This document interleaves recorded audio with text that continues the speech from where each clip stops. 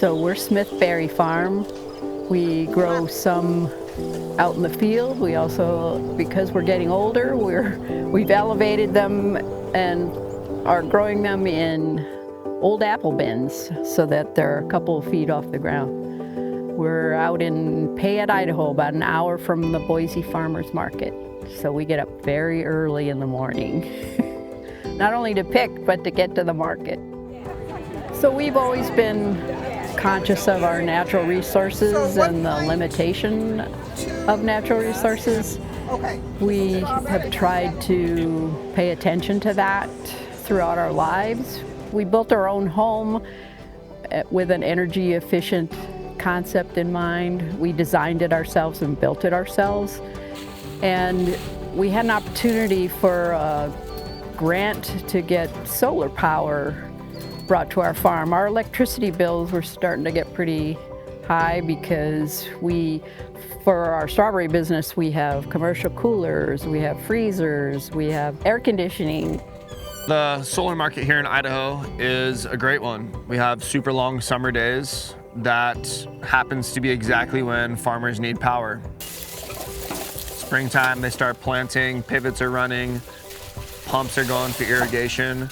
That's exactly when we start to have super long days where the sun exposure is great and the solar production is really high.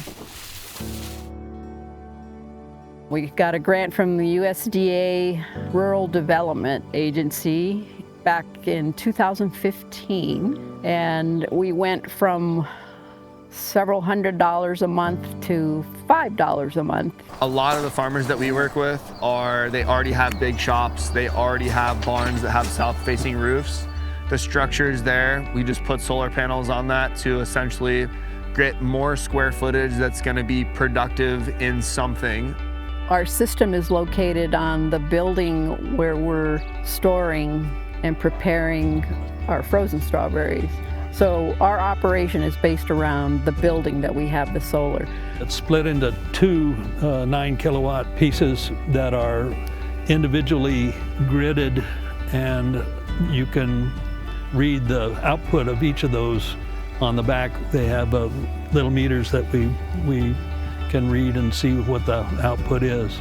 The type of people that are going to be installing solar systems to power their farms are the ones that really care about the land and care about soil health and nutrient-dense foods and all of these things that really keep our community healthy. And that's what you get at farmers markets, is small local farmers that aren't mass-producing food but are feeding the community with high-quality produce. So another aspect of the solar that helps us and helps the environment is we use the solar power to charge the batteries in our golf cart that we use to transport produce, strawberries and other produce from the field quickly to cool storage. Solar systems produce a ton of power, right? And farms need it, whether it's using golf carts to get around the farm and move stuff around, or using that power to power their pivot pumps or irrigation pumps to move water around the farm. There's a lot of expenses, as you can imagine, in a farming operation, and if you can reduce some of those costs and at the same time be conserving energy, it's a win-win.